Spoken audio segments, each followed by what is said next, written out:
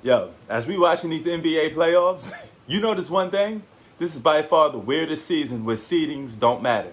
Wherever place you are, if you're the number one seed, the second seed, the third seed, that means nothing right now in this year's playoffs because you got the Portland Trailblazers.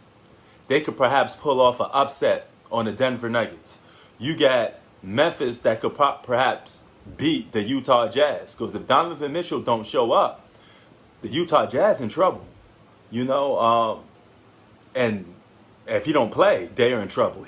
A number 8 seed may knock off a 1 seed, and the Memphis is a true 8th seed, okay? But that Utah Jazz team ain't a true number 1 seed. You only get that for a majority of the season because lots of players, lots of superstars been out half this whole season, couldn't play. So of course you're going to have a team that's a pretender be the number 1 seed. Of course you're going to have a team be a pretender that's a number 2 seed.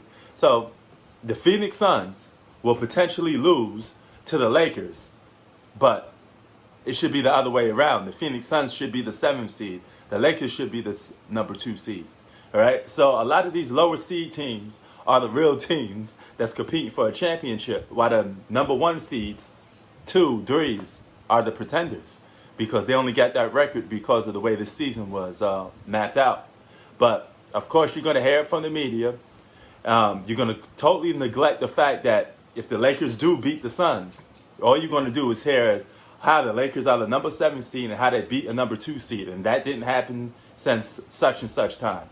Even if Memphis get past Utah Jazz. And there's a good chance that Memphis will beat Utah Jazz in the 7-game series. But you're not going to talk about that. You're going to completely forget that. You're going to completely forget the fact that, you know, Portland could potentially beat Denver. Denver got a higher seed team, you know. A higher seed, anyway. They're the third seed, right? And they could potentially get knocked off by a 6th seed. Seeding matters nothing in today's NBA. I mean, I guess you could say it has a little more profound in the Eastern Conference for some reason. In the Eastern Conference, it's actually it makes a little more sense. But the Eastern Conference is a weaker division anyway. But you got teams like Philly, you got Brooklyn Nets. You know, they're rightfully in the right spots they deserve to be, you know, because they are true top seeds and they're going to be beating on lower seed teams. So it makes perfect sense for the Eastern Conference, but the Western Conference absolutely makes no sense on how it's seeded. We're in for a very weird playoff this year. And I got to say, it's kind of weird, but at the same time, it's actually a little bit, you know, fun to watch because in the Western Conference, it could go a lot of ways because the seeding is all messed up.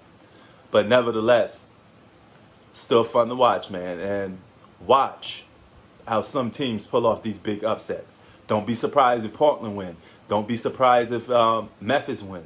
And you damn sure shouldn't be surprised if the Lakers win because they're not a number 7 seed. And you can make a case for some of these other teams, you know.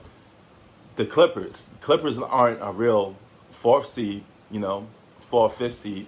What is it, the 4th seed? Yeah, they're the 4th seed. They're not a true 4th seed, but they've been in and out. Their guys been in and out the lineup. They've been hit with injuries. So that's been all year round for this NBA. But what do you think of the playoffs so far? Does seeding still matter to you? Even though I just named a perfect example of why it shouldn't, but does it still make a difference to you? Prince Sports out. Peace.